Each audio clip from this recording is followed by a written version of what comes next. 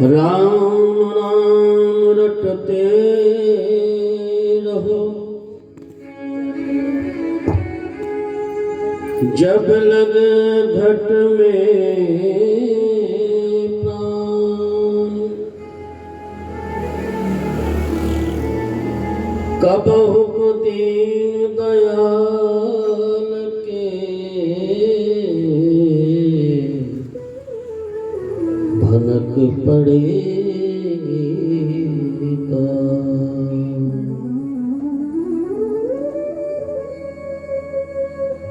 सत्संगति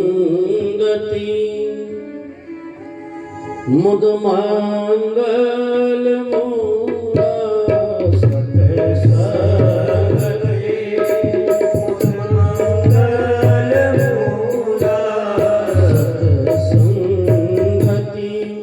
मुद मंगल मूला, सत्संगति मुद मंगल मूला। सब सुख करने हरने सब सोना, सब सुख करने हरने सब सोना, सब सुख करने हरने सब सोना, सब सुख करने हरने सब सोना। मंगल भवन मंगल हारी, मंगल भवन अमंगल हारी, मंगल भवन अमंगल हारी, मंगल भवन अमंगल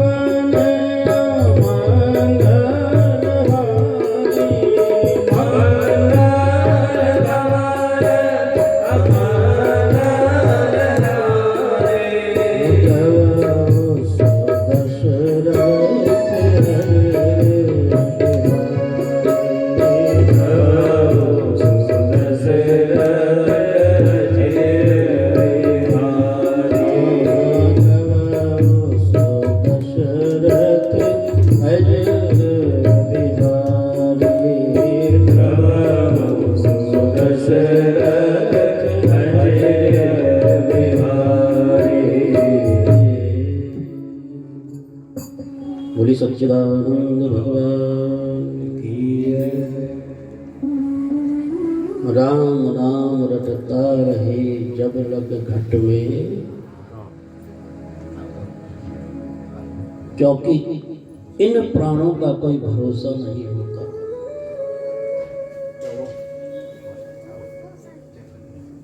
ये श्वास कब निकल जाए, ये प्राण कब अवरुद्ध हो जाए, कुछ पता नहीं। इसलिए हर श्वास में भगवान नाम का स्मरण बना रहना चाहिए। और श्वास में अगर भगवान नाम का स्मरण बना हुआ है तो जीव का आत्म कल्याण संभव हो जाता है। बड़ा सुंदर भाव कल सायंकाल के प्रसंग में चल रहा था। सूत जी और शौनकादिक ऋषियों के बीच में संवाद चल रहा है। शौनकादिक ऋषियों के द्वारा अपनी शंका के समाधान के लिए सूत जी के आगे शौनकादिक ऋषियों ने 6 प्रश्न रखे। कल सायंकाल में 6 प्रश्न थे। पहला प्रश्न मानव के लिए परम धर्म क्या है। दूसरा प्रश्न, अगर हम मंदिर में जाएं तो सबसे पहले किस देवता की पूजन करें। तीसरा प्रश्न, वेद में परमात्मा का नाम अजन्मा है तो फिर वो दशरथ के पुत्र वसुदेव के पुत्र किस प्रकार से हुए। चौथा प्रश्न, भगवान के कुल कितने अवतार हुए। और शौनकादिक ऋषियों ने 5वां प्रश्न किया कि वक्ता वो श्रेष्ठ जो छोटी सी बात को बहुत बड़ी बना करके बोले, या वक्ता वो श्रेष्ठ जो बड़ी बात को सूक्ष्म रूप में उदाहरण समझाए। छठा और अंतिम प्रश्न, शौनकादिक ऋषियों ने क्या कि भगवान जब अपनी लीला समाप्त करके इस धरा से चले गए तो ये धर्म किसकी शरण में गया? ये 6 प्रश्न शौनकादिक ऋषियों ने सूत जी के आगे रख दिए। सूत जी बड़े प्रसन्न हुए क्योंकि ये 6 प्रश्न उन शौनकादिक ऋषियों के अपने लिए नहीं, अपने कल्याण के लिए नहीं। संभवतः जब हम किसी गुरु के पास जाते हैं, श्रेष्ठ के पास जाते हैं, परमात्मा के पास जाते हैं, तो उनसे सिर्फ और सिर्फ अपने हित की बात करते हैं। लेकिन ऋषि, संत, मुनि वो समस्त जगत के कल्याण की चर्चा करते हैं और ये संतों का स्वभाव है।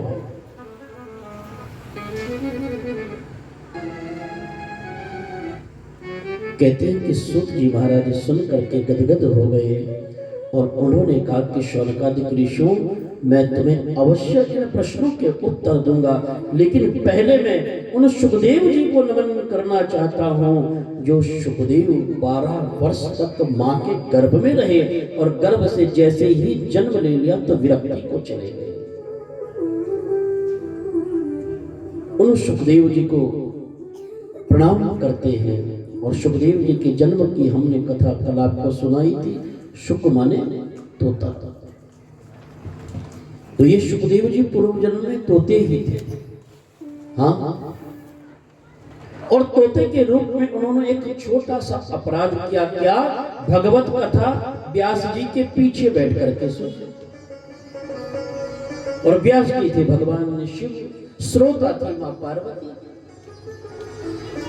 और जैसे ही भगवान शिव को यह पता लगा कि चुपके से व्यासपीठ के पीछे बैठ करके शुक ने उस तोते से, नन्हे से तोते के बच्चे ने कथा श्रवण की, तो शास्त्र कहता है कि व्यासपीठ के पीछे बैठ करके या वक्ता के पीछे बैठ करके कथा श्रवण करना पाप है।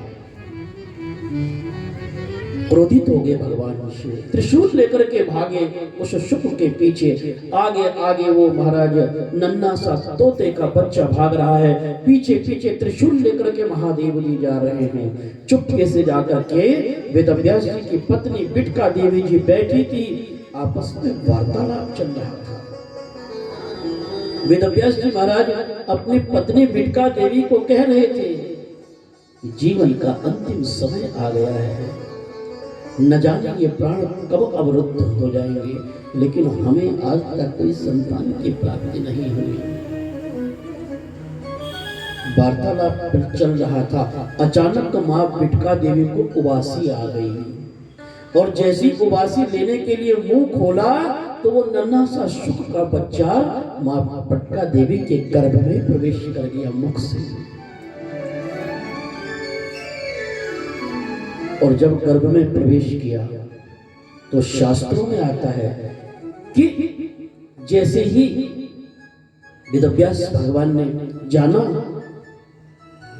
कि बिटका के गर्भ में कोई है, तो उनको सारे शास्त्रों का अध्ययन कराना प्रारंभ कर दिया। अनेक शास्त्र श्रवण कराए मां बिटका देवी को वेदव्यास जी ने महाराज, और वो नन्हा सा शुक का बच्चा जो गर्भ में था वो सारे शास्त्रों का ज्ञाता हो गया, ज्ञानी हो गया। मन में विचार किया, जब संसार की घटनाएं वेदव्यास जी के मुख से श्रवण की गर्भ में बैठ करके, तो विचार किया कि इस गर्भ से, इस संसार रूपी नरक से तो ये गर्भ रूपी नरक ही अच्छा है, क्योंकि शास्त्रों में नरक, गर्भ को भी नरक ही बताया है। गरुड़ पुराण में श्लोक आता है, उसमें लिखा है कि जीव जब मां के गर्भ में होता है और मां के गर्भ में जब उसको तीसरे मास में चेतना आती है तो वो सब कुछ वहां देखता है। तो चेतना आने पर उसको वहां बड़ी पीड़ा होती है, कष्ट होता है। क्यों? क्योंकि गर्भ में वो एक झिल्ली में उल्टा लटका होता है। अब उल्टे लटके होने वाले व्यक्ति की क्या स्थिति होगी? चाहकर भी वो कुछ नहीं कर पाता। तो वहां उसे अपने पूर्व जन्मों की याद आती है, भगवान से निवेदन करता है, प्रभु ऐसा कौन सा मैंने पूर्व जन्म में पाप किया कि जो तुमने मुझे इस गर्भ रूपी नरक में डाल दिया। अर्थात गर्भ को नरकों की गिनती में उन सुखदेव जी ने डाल दिया। यानी जो वेदना, जो कष्ट, जो पीड़ा नरक में होती है, उससे ज्यादा पीड़ा उस जीव को मां के गर्भ में हो रही है। और ऐसा भगवान से बार बार निवेदन करता है। लेकिन जब शास्त्रों के माध्यम से संसार की स्थिति के बारे में जाना तो विचार किया, इस संसार रूपी नरक से तो गर्भ रूपी नरक ही अच्छा है। गर्भ में ही 12 वर्ष तक रहे। अब बताइए उस पिता की क्या स्थिति होगी, जिस पिता ने पुत्र को प्राप्त करने के लिए अपना सारा जीवन यज्ञ में, तप में, योग में, ध्यान में सारा जीवन व्यतीत कर दिया, और अंत समय में अगर पुत्र प्राप्त भी होने को था तो वो भी गर्भ में ही रह गया। क्या स्थिति होगी उस पिता की। लेकिन बंधुओं, जो जीव गर्भ में आया है उसको जन्म तो लेना ही पड़ेगा, आज नहीं तो कल।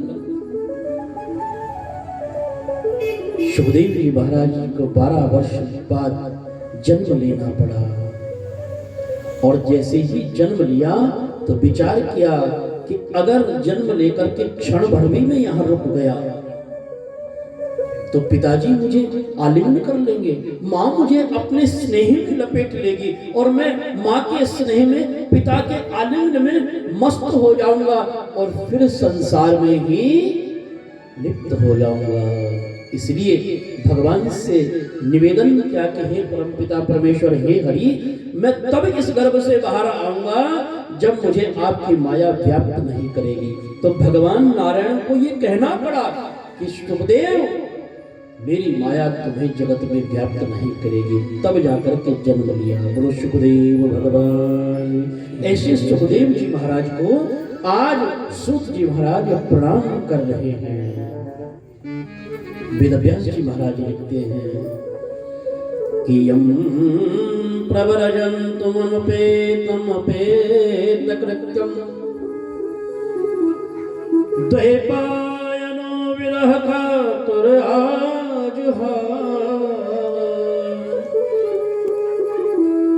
पुत्रेति तन्मयतया तरवो विनेदो तं सर्वभूत हृदयं मुनिमानतोऽस्मि।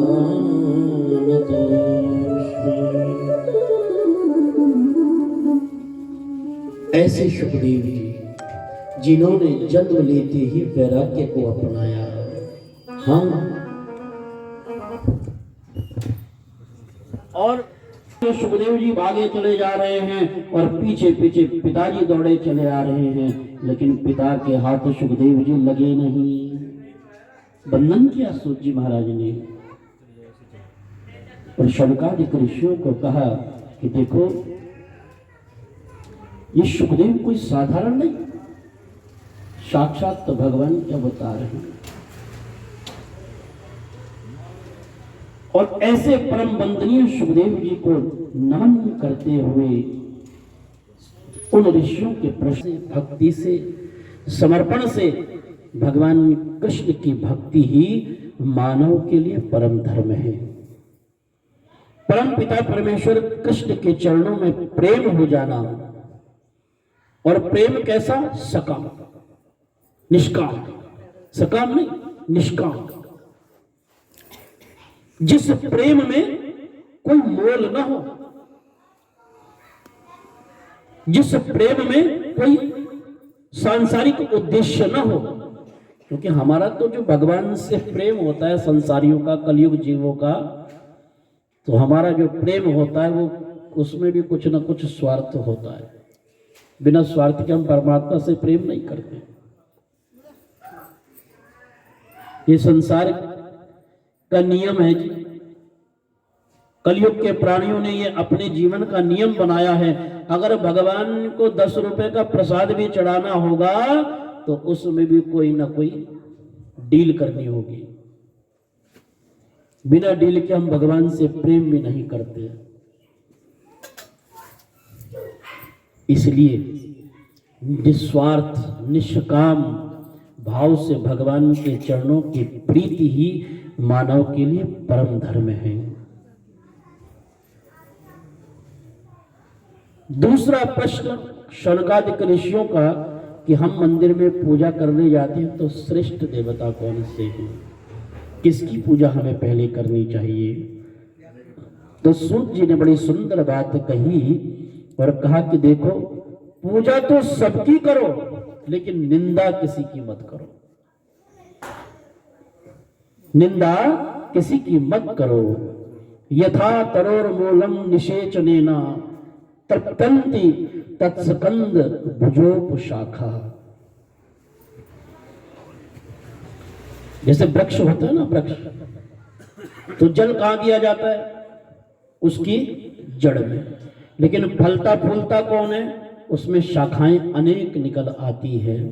तो सूत जी महाराज कहते हैं कि जितने भी देवी हैं, जितने भी देवता हैं, सबका मूल, सबका आधार एक ही है, भगवान कृष्ण।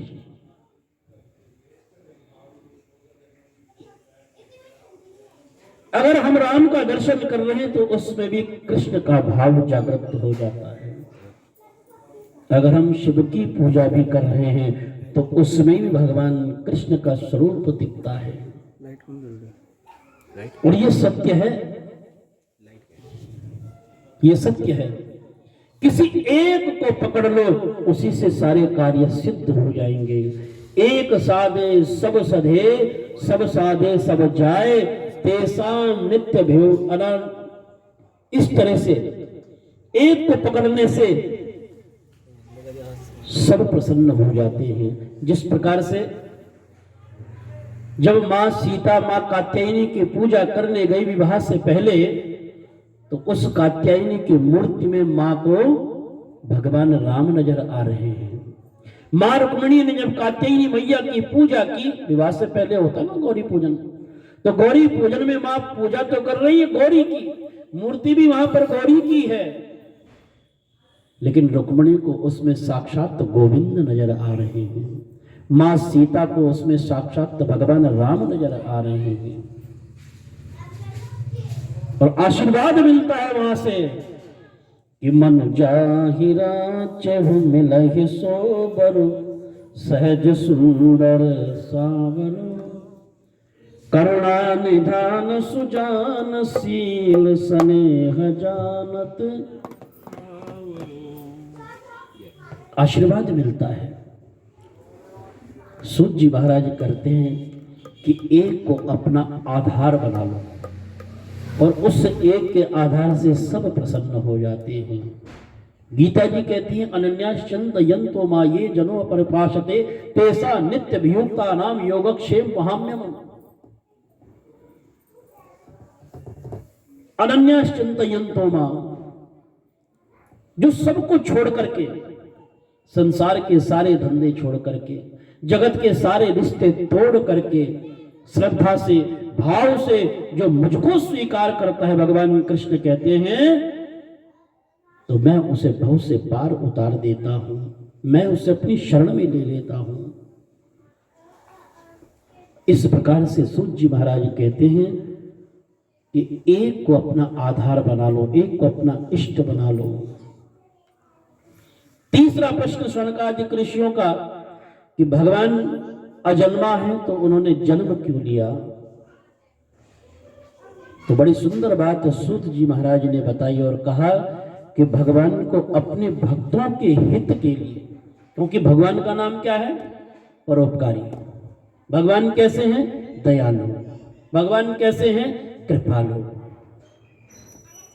भगवान का स्वरूप है परोपकार। भगवान को और कुछ काम नहीं है, वो तो जीव को, मेरा जीव कैसे सुखी रहे, मेरे जीव को कैसे प्रसन्नता आए, यही भगवान जी का काम है। वो अपने जीव को नित्य निरंतर प्रसन्न देखना चाहते हैं।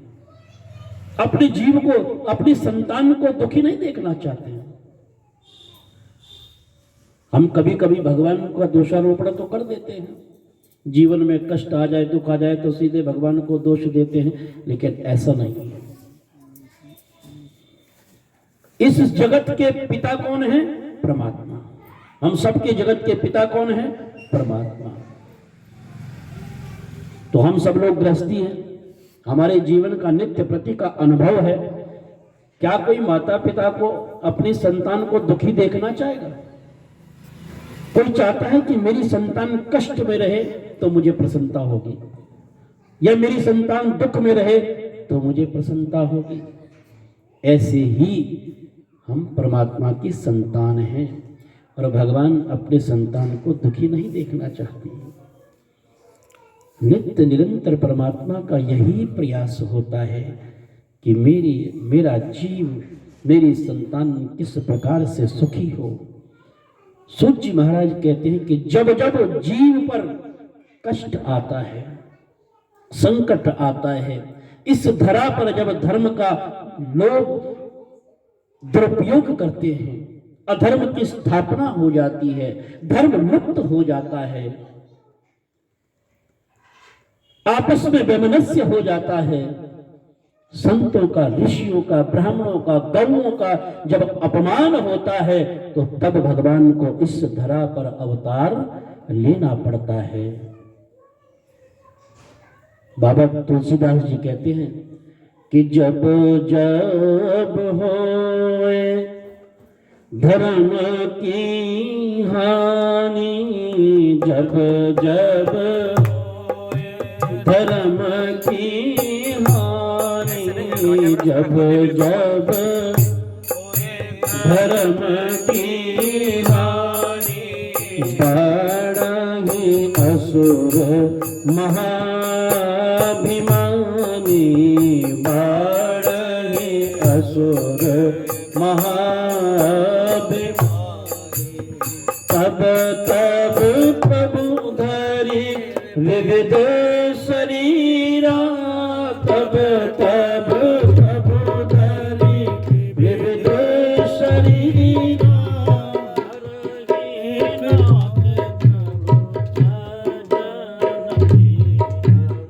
हरहि कृपात संसतीरा, जब जब होए धर्म की हानि, जब जब होए धर्म की हानि, बढ़हि असुर महाभिमानी, बढ़हि असुर महाभिमानी, बढ़हि असुर महाभिमानी, बढ़हि असुर महाभिमानी,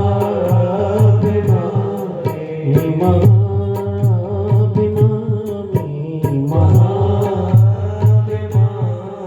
धर्म संस्थापनार्थाय संभवामि युगे युगे।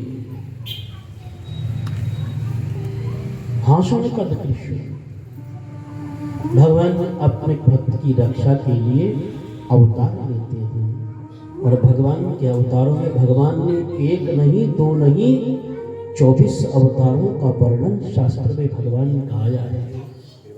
सूत जी महाराज वर्णन करते हैं उन 24 अवतारों में हे शौनकादिक ऋषि 23 अवतार हो चुके हैं, और मात्र एक अवतार जो कली काल में होना वो शेष है। सर्वप्रथम सनक सनंदन सनातन सनत कुमार के रूप में भगवान आए। बराह अवतार संत नारद नर नारायण भगवान कपिल दत्तात्रेय यज्ञ ऋषि बुदेव पृथवत्स्य कच्छप धर्मंत्री मोहिनी नरसिंह वामन अवतार परशुराम महर्षि वेदव्यास आदरणीय प्रभु श्री राम बलराम भगवान कृष्ण हरि हंस और बुद्ध कल के अवतार, ये 24 अवतारों का वर्णन श्री सूत जी महाराज शौनकादिक ऋषियों से कर रहे हैं, और कहते हैं कि भगवान चाहे किसी अवतार में आ जाए, लेकिन भगवान का उद्देश्य एक ही होता है, उनका एक ही स्वरूप है, वो अलग अलग नहीं है।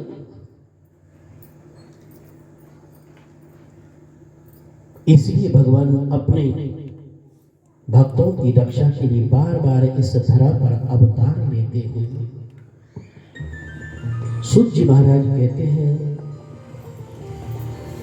कि जीव का मन किसी भी तरह से भगवान में लग जाए तो जीव का आत्म कल्याण हो जाता है। इसीलिए हे शौनकादिक ऋषियों, उन महर्षियों में एक वेदव्यास नाम के ऋषि हुए हैं जिन्होंने पुराणों की रचना की है। सूत जी महाराज ने वेदव्यास जी को प्रणाम किया और वेदव्यास जी के बारे में शौनकादिक ऋषियों को बता रहे हैं और कहते हैं कि वेदव्यास ने जो भागवत रूपी ग्रंथ का निर्माण किया, उसी ग्रंथ को सुखदेव जी महाराज ने वेदव्यास से पढ़ करके परीक्षित को श्रवण कराई थी। सूत जी महाराज प्रश्नों के उत्तर देते हुए कहते हैं कि नारायण के पुत्र ब्रह्मा हुए, ब्रह्मा के पुत्र वशिष्ठ, वशिष्ठ के पुत्र हुए महाराज शक्ति, शक्ति के पुत्र हुए पाराशर और पाराशर महाराज के जो पुत्र थे जिनका नाम था वेदव्यास। उन वेदव्यास जी के पूर्व जन्म की पुनर्जन्म की बात बताई कि वेदव्यास जी महाराज का जब जन्म हुआ ना, तो उनकी भी यही स्थिति थी जो सुखदेव की हुई। उन्होंने भी जन्म लेते ही वन की ओर जाने लगे। मां सत्यवती विलाप करने लगी, पिता है नहीं, मैं किसके भरोसे जीऊंगी। वचन दिया वेदव्यास जी महाराज ने मां को, मां जब भी तुम्हें मेरी आवश्यकता होगी मेरा स्मरण करना, मैं तुरंत आपके चरणों में उपस्थित हो जाऊंगा। वेदव्यास जी भी सुखदेव की तरह वन में चले गए और कहते हैं कि जाकर के बद्रीनाथ धाम में जाकर के एक सुंदर कुटिया का निर्माण किया जिसका नाम रखा गया सम्यक्प्रयास आश्रम। पर्णकुटी बना करके वहां भगवान का ध्यान करने लगे, भजन करने लगे, समाधिस्थ हो गए और समाधिस्थ होते होते एक दिन ऐसी घोर समाधि हुई महाराज कि वेदव्यास जी महाराज ने खाना पीना सब त्याग दिया।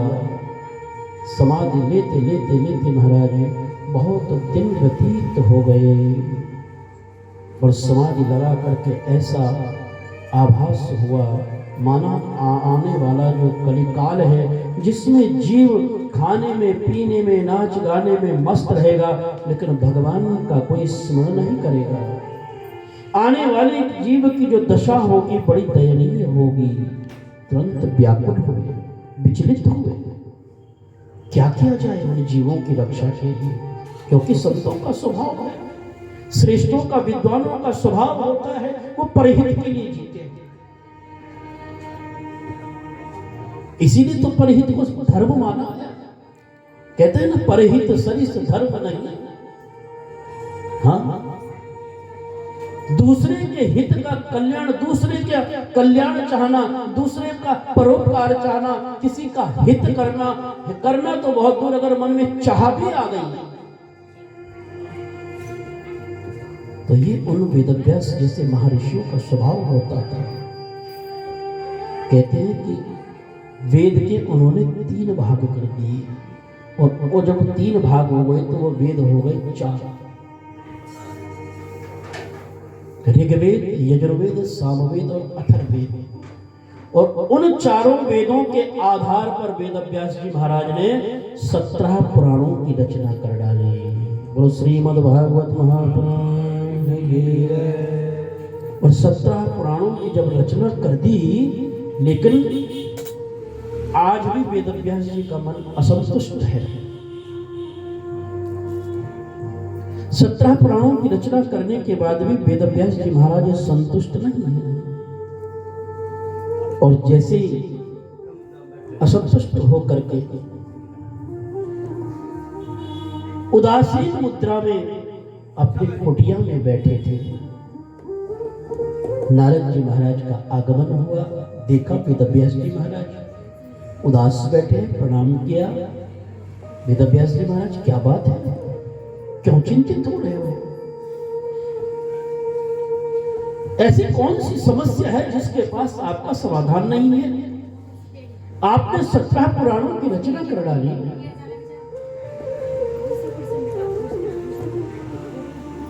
क्या आप भी, आपका मन संतुष्ट नहीं है?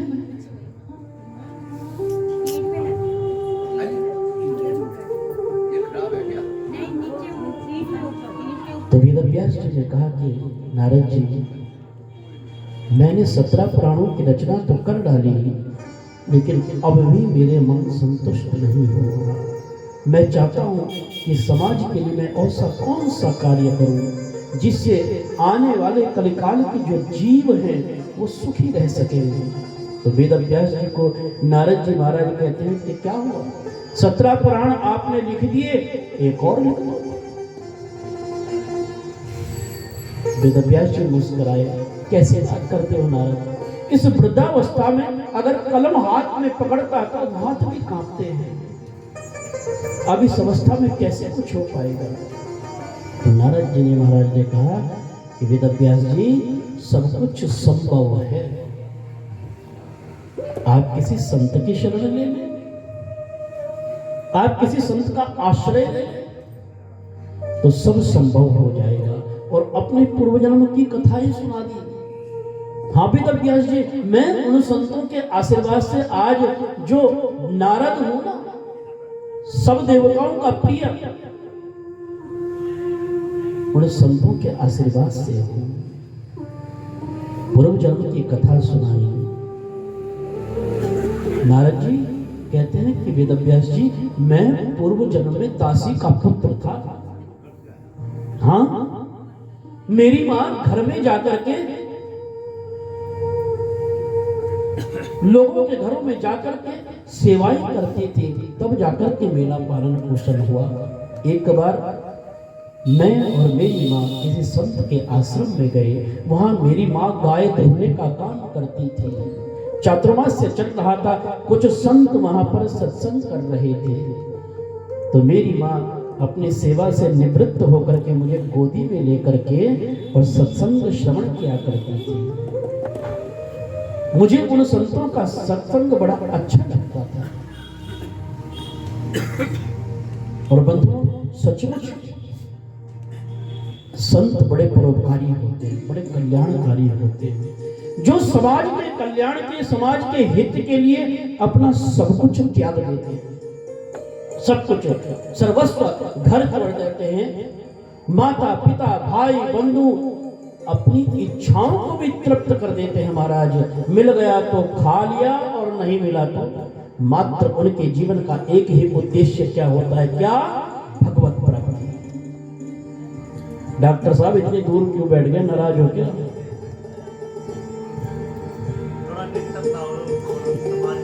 आपके आने से हमारा डिस्टर्ब नहीं होता, हमारा तो मनोबल बढ़ता है।